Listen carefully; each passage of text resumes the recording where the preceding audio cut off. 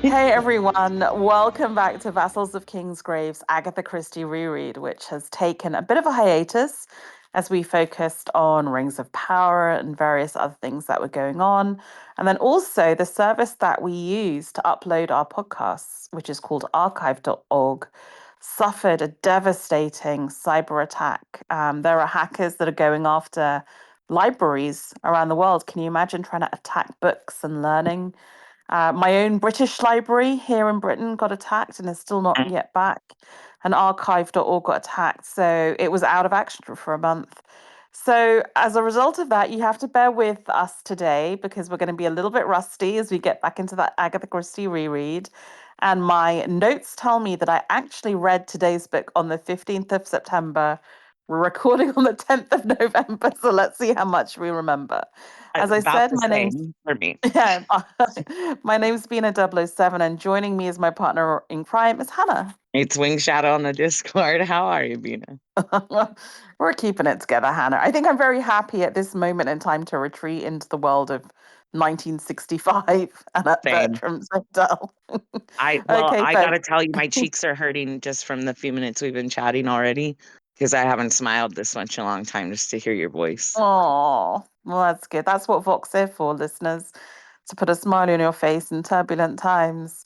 So, as always, we will be spoiler free until the end music when we reveal the solution and the clues. And to remind you all that this is episode 56. We are discussing At Bertram's Hotel, and it was published in November 65. So, Agatha Christie at this point is mid 70s, believe it or not, just unbelievable. And this book comes after A Caribbean Mystery that was published the year prior and before Third Girl that would be published a year in the future. So the big concept of this is that there's a very old-fashioned but wonderfully well-preserved London hotel called Bertram's Hotel, and Miss Marple, on a special treat paid by her nephew, comes up from the country for a holiday. It just feels almost too good to be true. Like in a world that's changing rapidly, it just feels exactly as it ever was. Anyway, there are a lot of interesting guests at the hotel, and as ever, there's mystery and murder, and Agatha Christie is going to get drawn into it. So, Hannah, had you read this book before, or was this a reread? No, I've never done this one before. This is my second Miss Marple, Caribbean Mystery being the first. And I had really mixed reviews about that and Miss Marple as a character, but I gotta say, this one turned it around for me. So I Oh, did great. enjoy it. Yeah.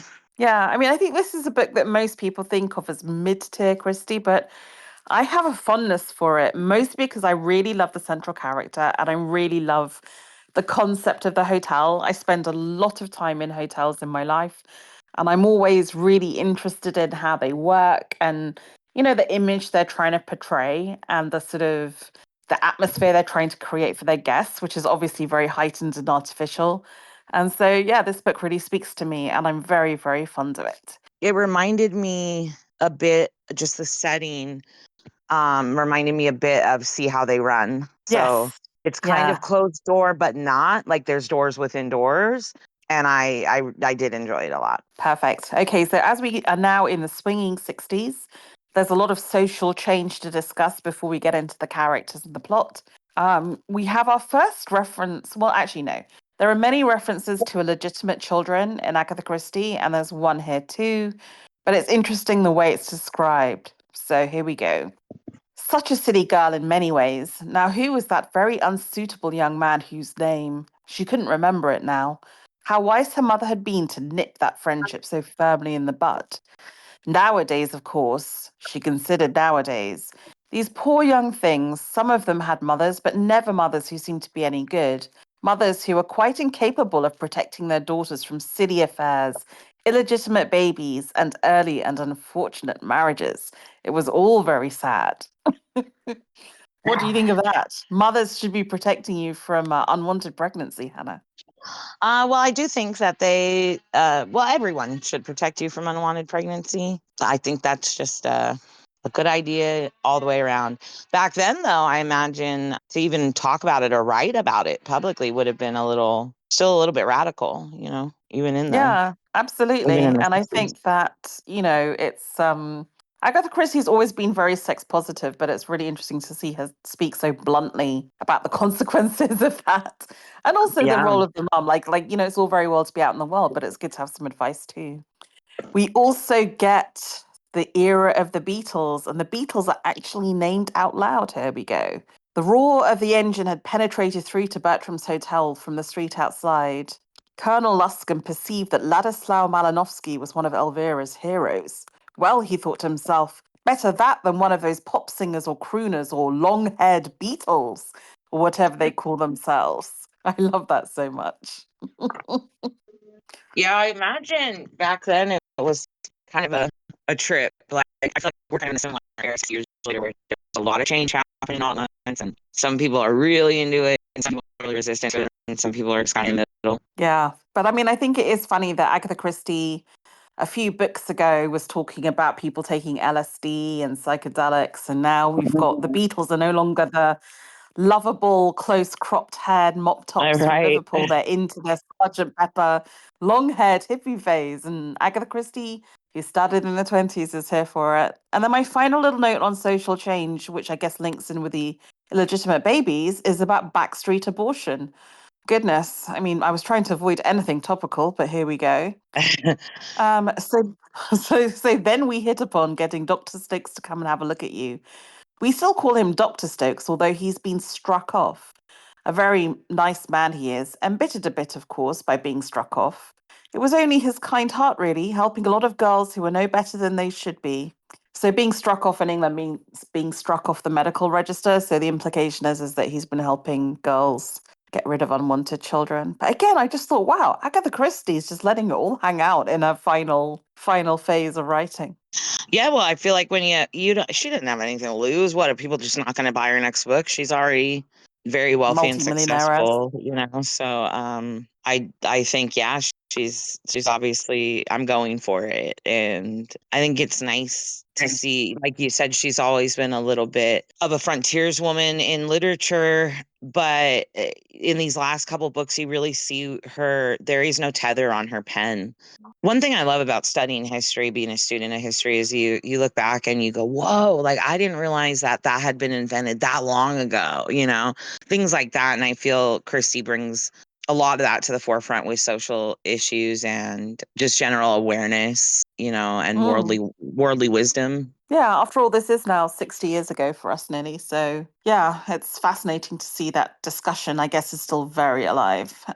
If you go back and you listen to the first few episodes of this Agatha reread, and we're having these discussions about anti-Semitism and the way she's writing towards Jewish people in some of her character work. And I remember we had a discussion about, is this her being anti-Semitic, or is this her writing a character that is anti-Semitic to bring awareness to it? And without being an apologist for her with some of her more problematic writing, I wanted to lean toward no, I wanted to believe that she was writing it more as a villain kind of thing. And I think when you look at these books now in her later years, to me, that's sort of affirming of that notion that we had at the start. So Agreed, agreed. I think at the start, when she's much younger, she's much more victim of racial and colonial attitudes. But you can see her, I mean, as we all do, right? Older and wiser, times well, change, more nuanced.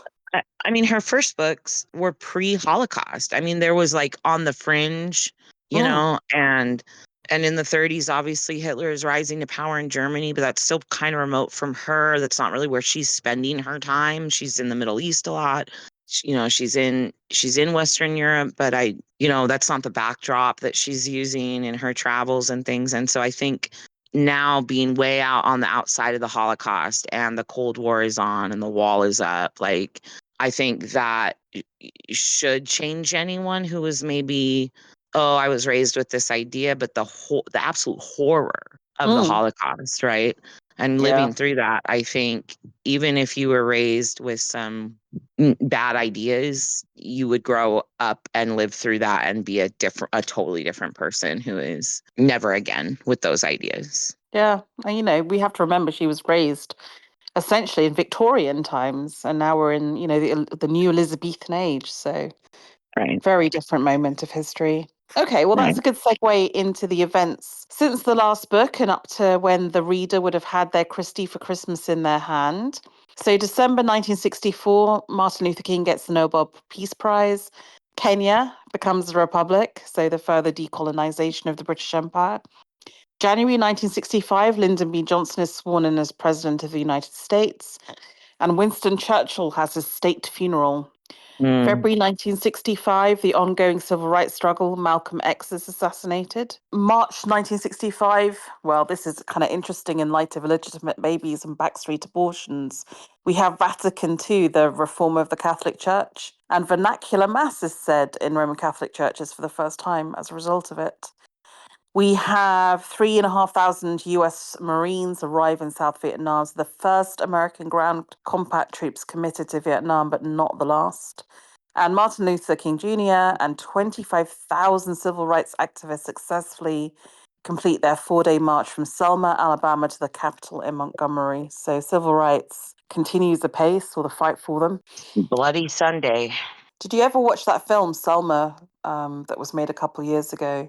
I never did. And I remember I saw it a while back available on one of the services I subscribed to, and I was about to watch it, but I was kind of I was already in a dark place. And I was like only watching comedy from lighter things. So, um, no, but I'm familiar with the real world history, obviously. So, Yeah, I'm definitely worth when we watching went it. to, it has a different name now, but in Atlanta, it was called the Martin Luther King Jr. Center for Nonviolent Social Change. It's where his tomb is. At the time, Coretta Scott King was still alive, so she was not interned there. And there's a lot about Selma. They have a whole wing Wow, dedicated to that. All the bus. I mean, if you ever get a chance to go, it's really an amazing place. So you could spend an entire day there. fantastic. I will try to. I really want to do some historical tours of the southern states and see some of that history. Yeah, they have Um, like the motel key from the Memphis hotel on oof. display. His actual room key is there. It's curated beautifully.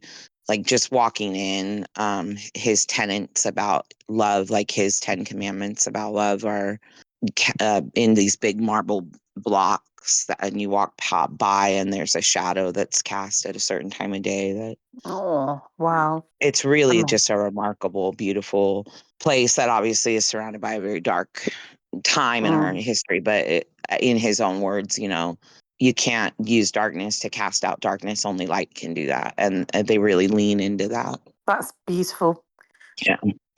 Okay, on to July 1965. The US spacecraft Mariner 4 flies by Mars and I returns know. images. That's remarkable. I didn't realize that we were, going out to Mars that early. That's awesome. I know, first images back from Mars. That must have felt like, I mean, even now that gives me shivers. That must have felt I know, like right? something amazing. It's also the month where Lyndon B. Johnson signs the Social Security Act, bringing into law Medicare and Medicaid, which are still with us. Momentous in terms of health equality and access.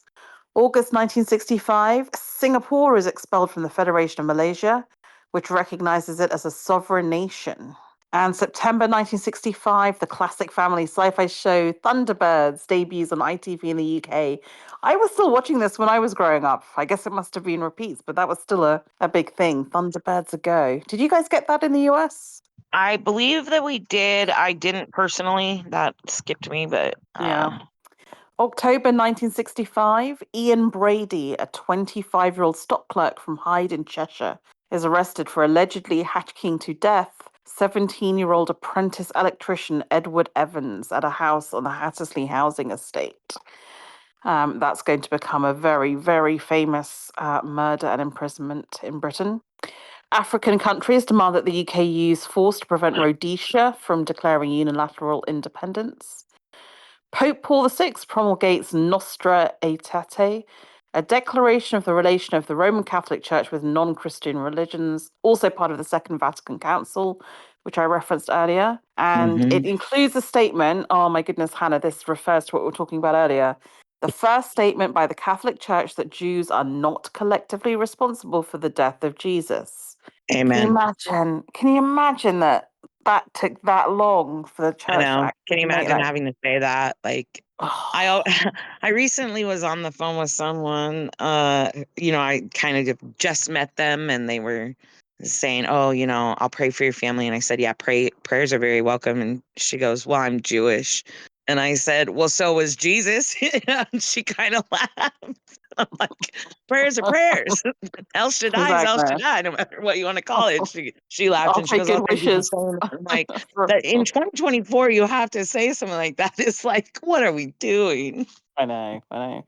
And last but not least, November 65, the month of the publication of the novel, freedom flights begin. Cuba and the United States formally agreed to start an airlift for Cubans who want to go to the US. And, a lot of people took advantage for that. In Rhodesia, which is now modern day Zimbabwe, the white minority government of Ian Smith unilaterally declares independence.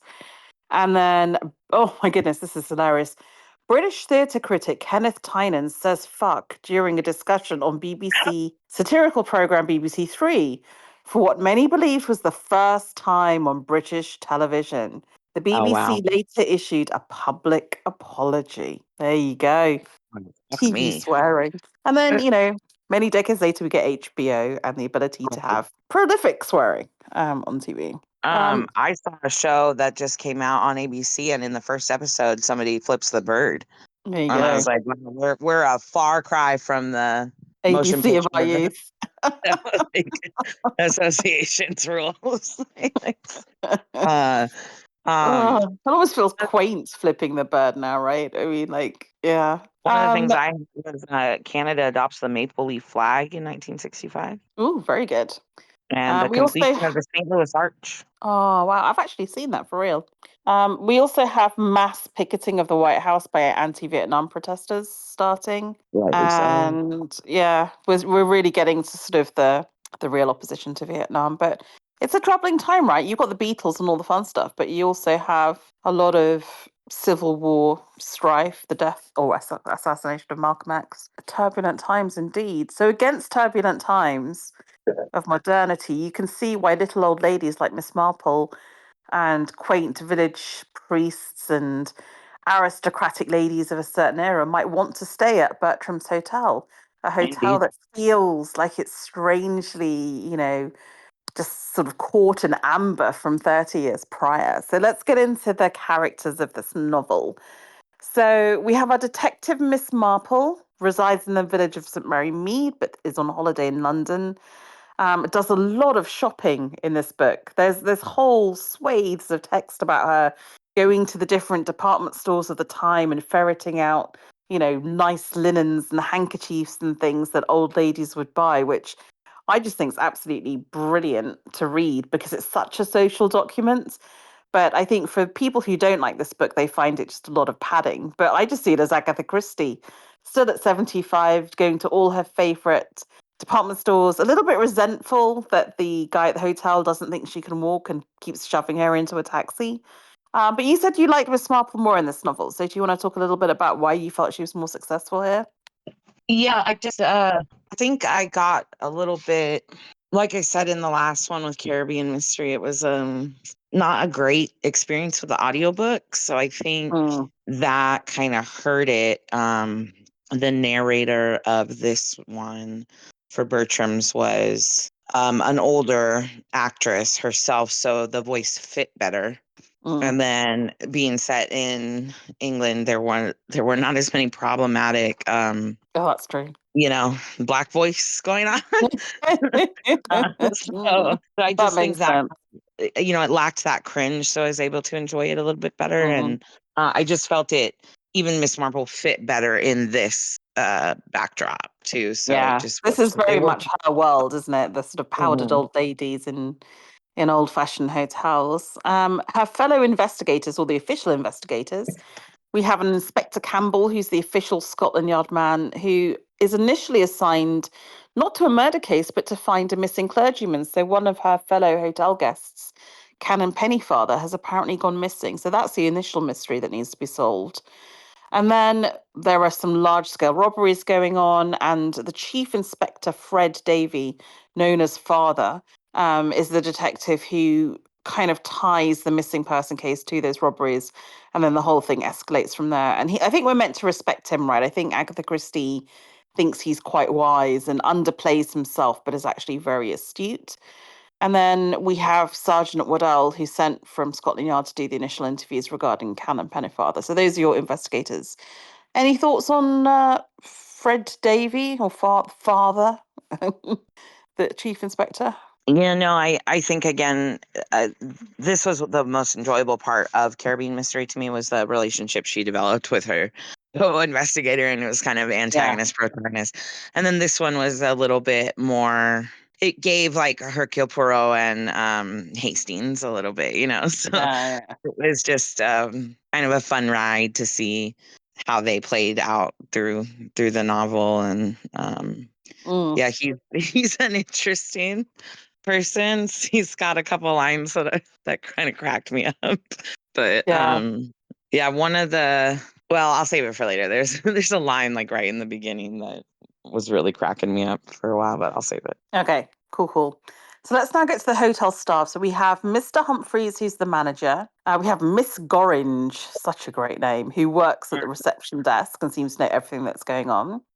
We have Rose Sheldon, who's a chambermaid, who previously worked as an actress. So for all Agatha Christie fans, the klaxon goes off.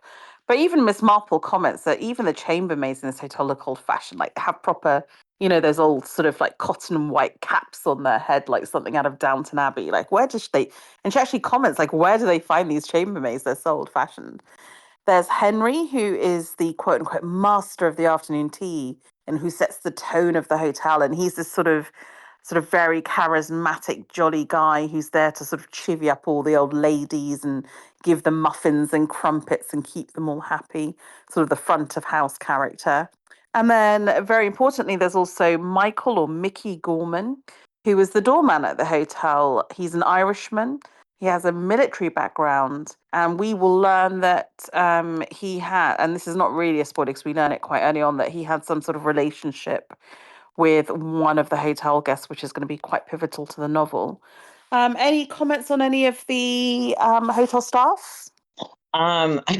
Yeah, this is one of the things, and I can't remember who says it, but right in the beginning they're talking about how there's this whole passage about how the hotel serves a traditional English breakfast, and how you can't get that in the Americas if you travel there. Like, there's something about in America they have muffins, but they're not real muffins, and I don't know why they call them muffins. And I sort of chuckled to myself and I said, because America. Two nations divided by a common language, right? It's like scones, as we call them, versus your scones or biscuits, is another one that always like. Well, like the muffins that they're talking about, I'm like, we call them English muffins. To make the distinction very clear. Yeah, it's But like this is a real Canadian theme in the bacon and book, isn't it? bacon. This is a real theme in the book that the hotel has to be many things at once. It has to be the perfect hotel for the old English ladies, but it also has to be the perfect hotel for the American guests. And our two nations and the wealthy travelers from both will have very different expectations of what luxury means. So it's kind of like a cool trick that the hotel is pulling off. But we'll get into that when we get into the real main character, which is the hotel. Let's do the hotel guests, though. So first of all, we have Miss Marple's friend, Lady Selina Hazy, who's another sort of old school ladylike lady. This is the Agatha Christie quotation, which is so hilarious. Lady Selina had little interest in painters, or indeed in anything artistic. She regarded writers, artists, and musicians as a species of clever performing animal. She was prepared to feel indulgent toward them, but to wonder privately why they wanted to do what they did. And I think that's a very typical attitude of English aristocracy toward the arts. Probably very true of the royal family too, especially the late Queen. But yeah, there you go, Lady Selina. They absolutely charmingly typical of her age and period. Yeah, Any Selena? I love her. She's got a lot of great one-liners as well. Just how things should be, you know? In a sense, she's almost like the Hastings to Miss Marple, isn't she? Because like she is the faithful companion who can kind of like allow Miss Marple to explain things and whatnot. Um, Maybe the most sort of exciting guest at the hotel is Lady Bess Sedgwick, who is about 40 years old, well known for her life of daring adventures and many marriages. This is the description of Bess Sedgwick, and this is why I love this book because I think it's such a memorable character, one of Agatha Christie's best. And I think when you get to the adaptations, it's a wonderful character to play. So this is the description. Bess Sedgwick was a name that almost everyone in England knew. For over 30 years now, Bess Sedgwick had been reported by the press as doing this or that outrageous or extraordinary thing. For a good part of the war, she had been a member of the French resistance and was said to have 6 notches on her gun representing dead Germans. She had flown solo across the Atlantic years ago, had ridden horseback across Europe, and fetched up at Lake Van. She had driven racing cars, had once saved 2 children from a burning house, had several marriages to her credit and discredit, and was said to be the second best dressed woman in Europe. It was also said that she had successfully smuggled herself aboard a nuclear submarine on her test voyage. Oh, I love this woman so much. I just want to meet her or be her. I feel like Agatha is the same way. Like Yeah. she she's like, I want to be her. And in some ways, Agatha was, you know. Yeah, I think Agatha kind of was, right? I mean, if you think of the young Agatha of the 20s, go back to our early episodes, and this is a woman who, with her first husband, is going on a round the world voyage and surfing off the coast of Hawaii. And then when her marriage crumbles, on a total whim, decides to take a train to Baghdad. And as a solo female traveler, is just wandering around like the Middle East. And I do think there's a lot of admiration for Bess Sedgwick. Agatha's always painted these really adventurous, plucky women, and I think most of them have been younger, like in their 20s and 30s. And I guess now that Agatha's in her 75, like a 40-year-old is still a lot younger, but is the more mature version of maybe some of these bright, young, adventurous things have grown up into Bess Sedgwick. So I I, really love I this I character. think especially as you go through the novel, it becomes more and more like I see Agatha like in that character. Yeah, 100%. Just really, really cool. There are other characters at the hotel. Let's do some women. So we have the Honourable Elvira Blake, who is just about sort of still school age, but kind of leaving school, finishing school in Italy. Very beautiful, apparently. She's come back from England and she has a chaperone who is Mrs. Carpenter. And she's got a guardian, Colonel Derek Luscombe, who we mentioned earlier. And he's one of the trustees who manages Elvira's inheritance. And we're meant to think that she is going to be very, very rich one day. But she doesn't really know much about her parentage. And poor Colonel Luscombe, like any sort of old uncle trying to chaperone a very sparky young teenager who wants to go out and flirt with boys. I mean, he just is totally outwitted by her. He's got no hope. He's just sort of a doddering old bloke. And Elvira has a best friend called Bridget who lives in London, who can be her partner in crime. And yeah, so Bridget lives in Onslow Square and they can get up to japes together. So, any comment on those characters? Just that Elvira is very reminiscent for me of Mademoiselle Nick in End House, and Yes. the who's the I can never remember her name, but the lead character in Death on the Nile. Yeah, absolutely. Yep. Absolutely. You know, young, Young, beautiful, charismatic, but vulnerable in a way to yeah. being picked, you know, sort of picked up for her fortune. But something about her, she's spunky. She's not a little damsel in distress. I mean, she's got a good brain on her shoulders. And yeah, again, a really But charismatic character. even with being sort of smart and worldly wise, she's a little bit naive in certain ways that, like you said, make her very vulnerable. Yeah, absolutely. And then we have another guest at the hotel called Canon Pennyfather, who is the priest who goes missing from the hotel. And sort of that's how the whole mystery begins.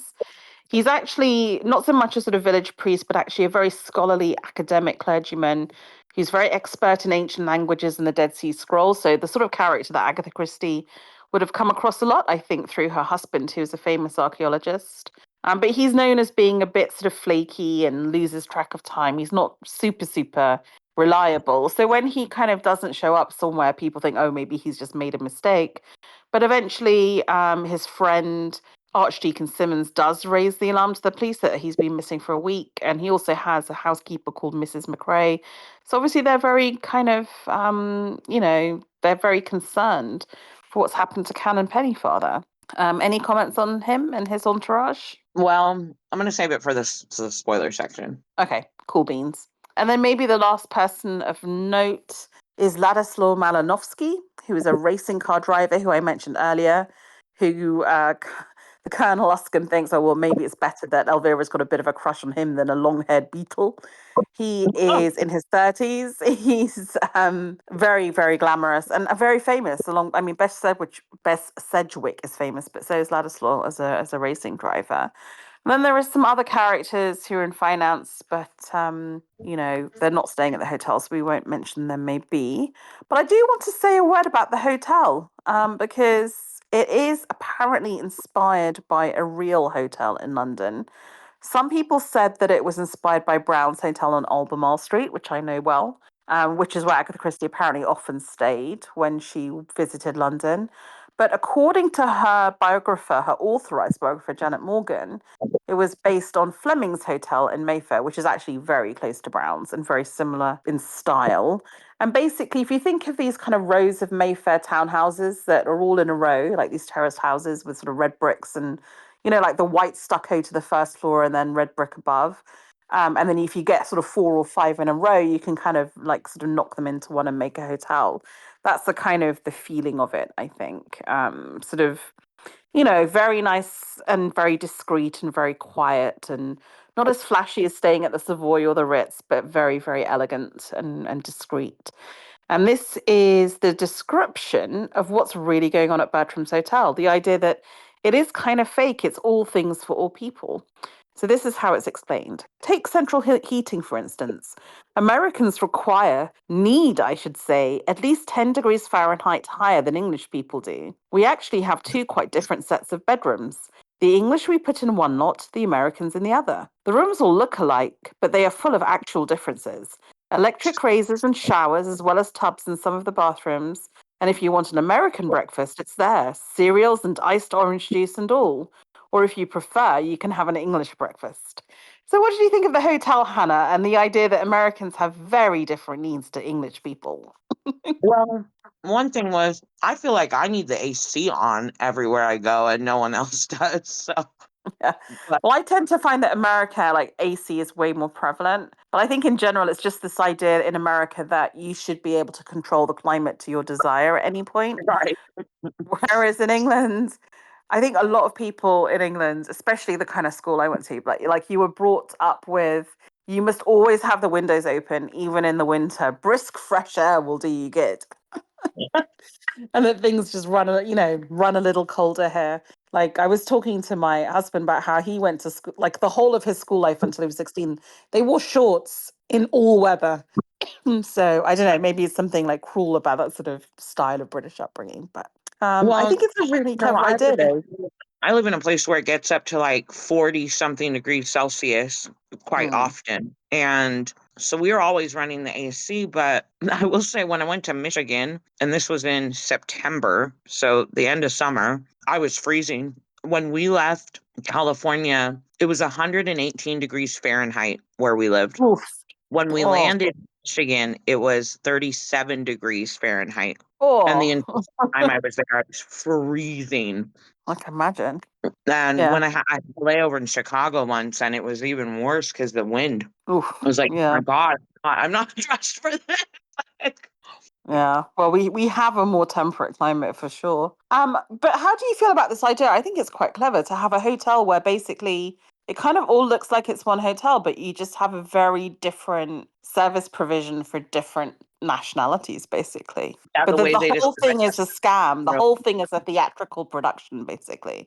Like even the staff are actually actors and actresses who are hired to play the part of the old-fashioned garrulous butler or the sort of Victorian chambermaid. I think it's genius. I mean, I feel like you see that still in places like Vegas, certain hotels. Mm. Yes, boutique hotels still do that. They kind of cater. I know in Vermont, there's a lot of places like that where it's quaint and country and Sort of deliberately old-fashioned, but in a very yeah, high-end luxury way. Yeah. but it's an experience. Mm, hmm. Okay, let us then maybe get into how the book was received at the time. So, like I said, it was a sort of, it's kind of mid-tier Christie if you talk to people. I think it's kind of better than that. A contemporary review from Maurice Richardson in The Observer wrote that Agatha Christie is seldom at her best when she goes thrillerish on you. This one is a bit wild and far-fetched, but it's got plenty of that phenomenal zest and makes a reasonably snug read, which is a bit patronizing, maybe. Robert Barnard wrote as a contemporary reviewer, the plot is rather creaky, as in most of the late ones, but the hotel atmosphere is very well conveyed and used. Elvira Blake is one of the best observed of the many young people in Lake Christie.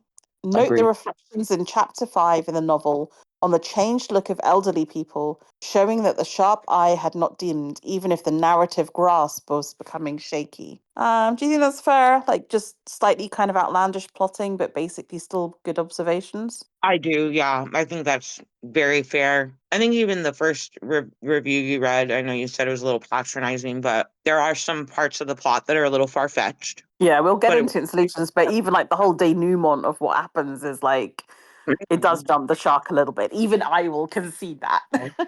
works because there's this quaintness to the writing, Mm, and there is this sort of like it's still very soothing, even though it's a little bit out of control. mm. But it's not to say that it's so bad it's good. Yeah, I agree. Okay, well, on to the adaptations, of which there are two. Did you manage to watch any of these or either of these? No, I did not.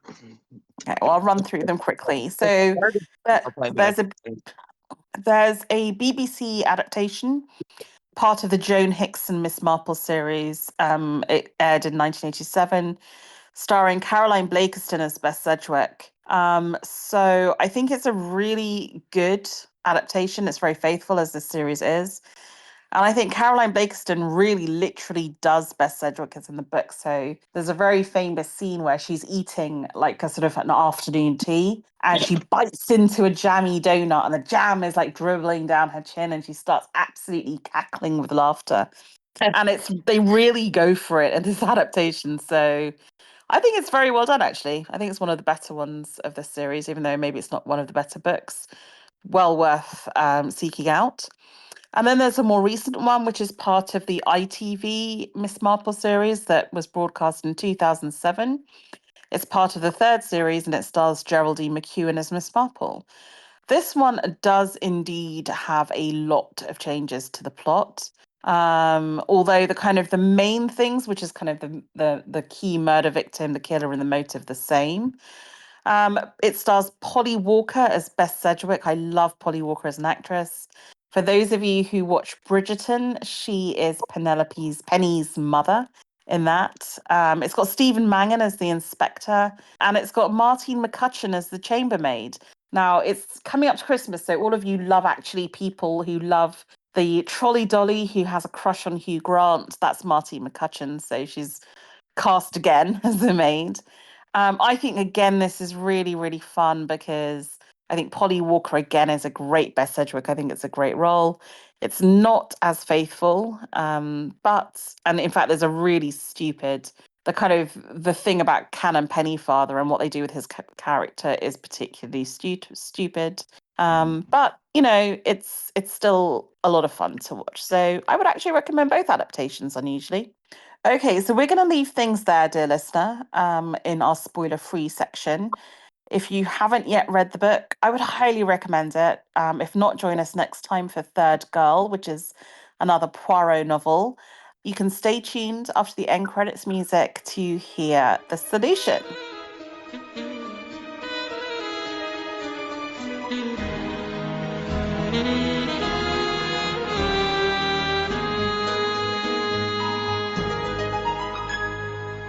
Okay, folks, we're back. We're now going to give you some of the clues and the solution to At Bertram's Hotel. Obviously, if you haven't read the book, stop listening now. So, one of the earliest clues is that Lady Selina Hazy recognizes General Arlington, but he doesn't recognize her back.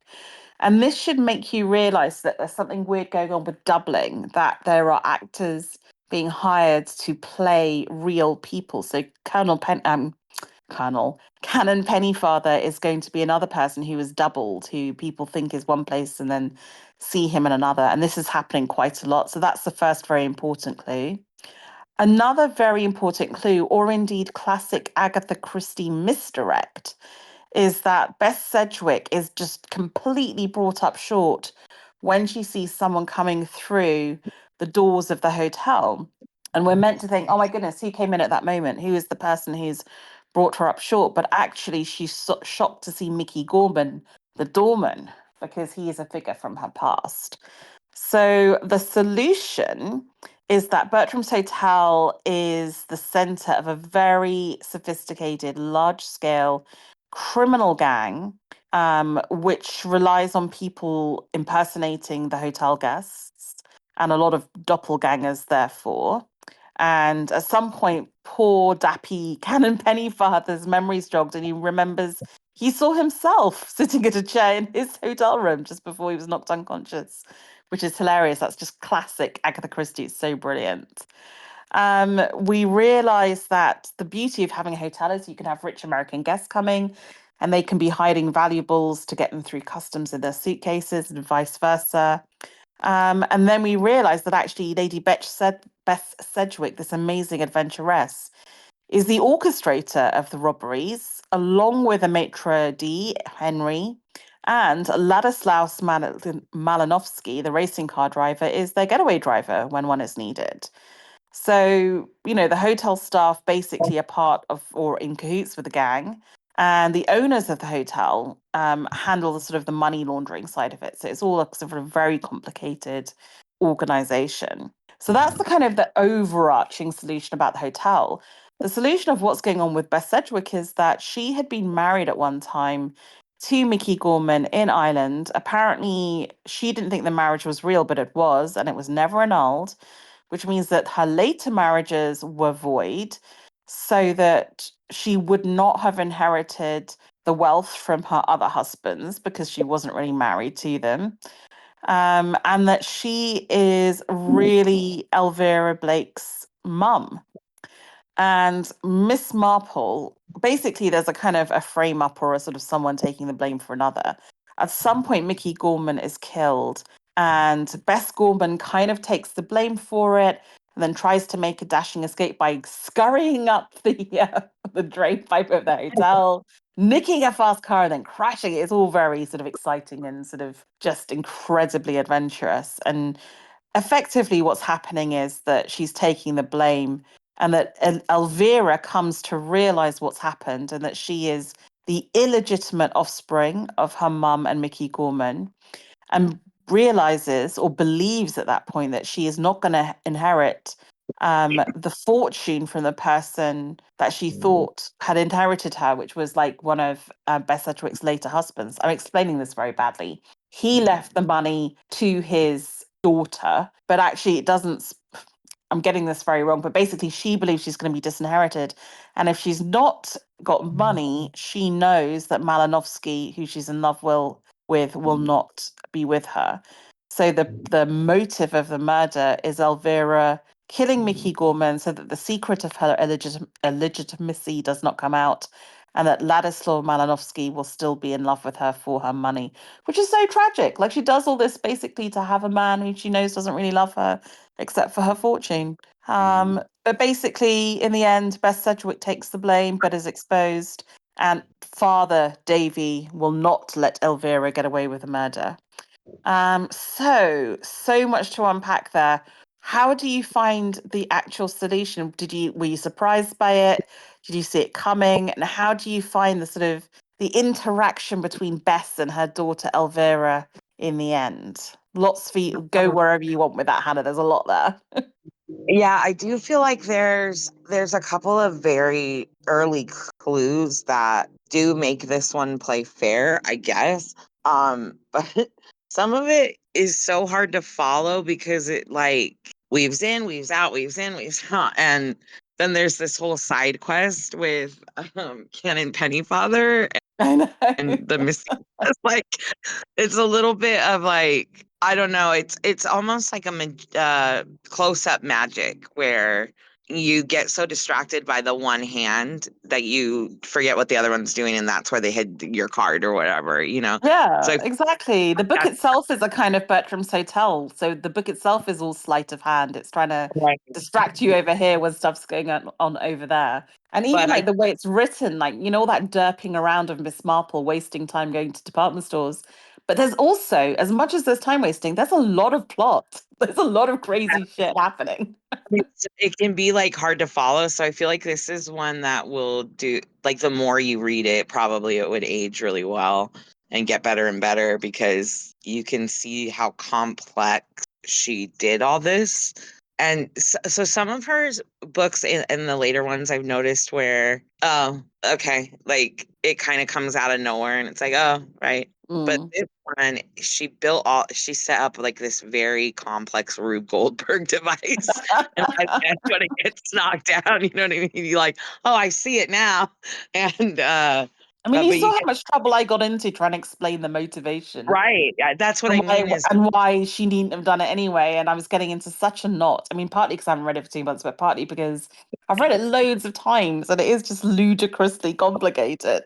right. So it's kind of like, I almost feel like that's a lot of the fun in it is that you can go back and still try to see where all these little seeds get planted and how very complex this story is. I kind of makes me wonder if it wasn't sitting in her brain for quite a long time. And but then sometimes I think, oh well, maybe these are just like leftover bits from other books that she just decided like I'm gonna make soup. You know what I Yeah. mean? Like I have these ingredients and none of them make an actual meal, so I'll make soup.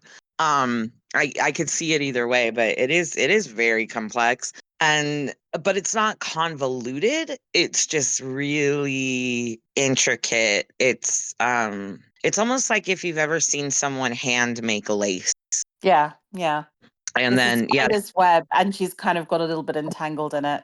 And there's a lot going on. And it is more like a sort of crime caper and a kind of great train robbery type thing. I mean, like people are zipping off to Ireland and going off to kind of jewelry shops and interrogating high financiers about money laundering. I mean, and it's like kind being of bonked on the head and then you don't remember and you just wake up like in the middle of this and these country it's very like misery for a yeah, minute. being tended to by an abortionist, which is really random in a country cottage. Like at the end, I think it was a little bit of a sad ending. I think for me with Elvira Elvira. and yeah, just kind of like cringe. I don't know how to describe it. It was I got like I get it, but also I don't. I think The it comes like back to that quotation I gave at the start of the episode where I talked about, or Agatha Christie talking about how important it is to have a mother who can guide you as a young girl and as much as you have fun, just keep you out of scrapes. And Elvira is a girl who's had no mother because Bess Sedgwick has just kind of farmed her out right, and not revealed herself. And therefore, she's got all of her mother's cleverness and courage and guts and ingenuity, but she falls for this guy, this flashy racing driver, and oh, she's got no one to tell her, no, this isn't worth it. I think it's so sad. But also, you could interpret it that Elvira is really psychopathic, that she well, really will sacrifice anything to get the thing she wants, and what she wants is the shiny boyfriend.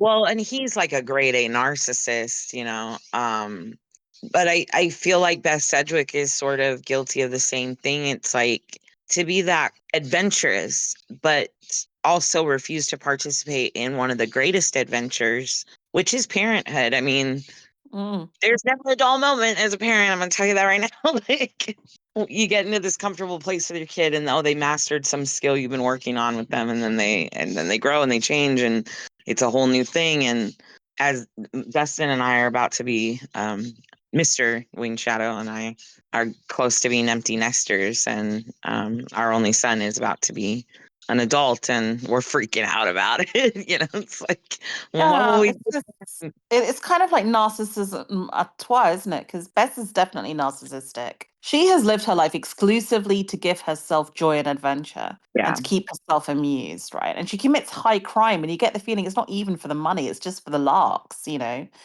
Malinowski is clearly just a narcissistic popinjay who wants all the love. And it's important to mention, as much as Elvira's in love with him, he has had an affair with her mum, Bess. So, I mean, Right. that's all really skeezy.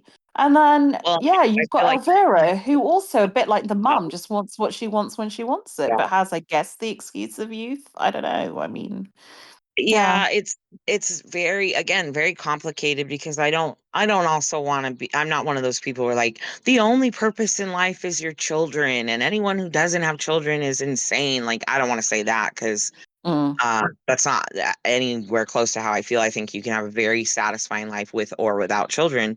But when you do have children, there is it's a responsibility, right, toward it's them.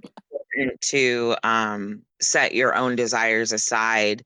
And I mean, you can have both, right? So again, I'm not one of those moms who's like, I'm a mom, and that's how I identify. I'm his mom. Mm, No, he's my kid, and I'm still me.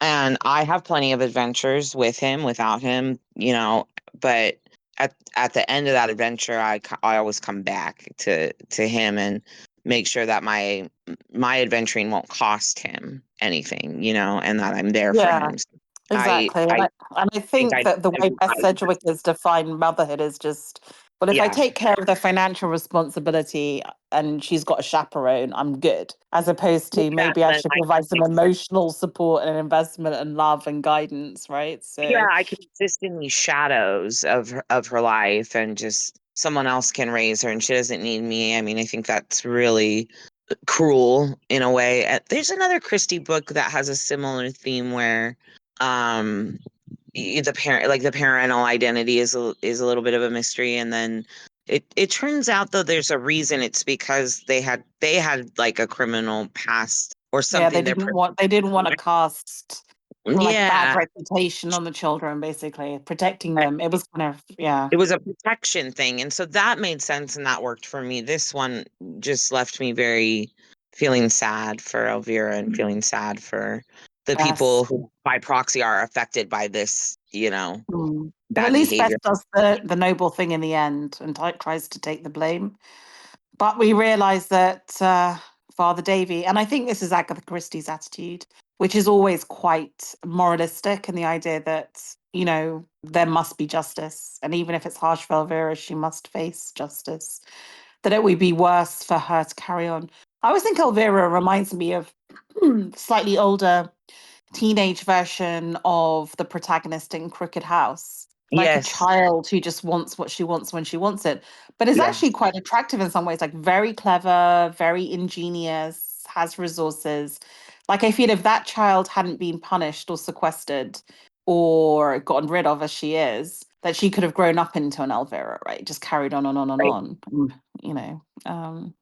But yeah, I really like this book. I just love the character. I just love Bess Sedgwick and Elvira. I think as a mother-daughter duo, it's incredibly compelling. And I love the character of the hotel. Yes, it's outlandish and silly, but I just can't hold that If against the rest of it. Bess Sedgwick and Elvira, if like Bess Sedgwick had stayed with her, Mm, to me, it reminded me of, I could see that turning into a bit of a Grey Garden situation. So maybe it actually yeah. is better. She sort of abandoned But a sort of psychotic serial, sort of like criminal mastermind version. her. Um, anything else to say about this that we haven't touched already? Um, no, not really. Although I will say that the people who are sitting on Father Penny Father remind me a lot of the Australian innkeepers in oh God, what's that book? Pearl at End Place? Yes, Pearl I at End think House? that's what it is. Yeah, Yeah. yeah. It's the ruse and Yeah. playing these sweet old people. Like, we just found you and we're taking care of you. I Like, know, but what are our sinister motivations? I love it. I love it. In which case, I'm amazed we had this much to say after reading it 2 months ago. But thank you for joining me, Hannah.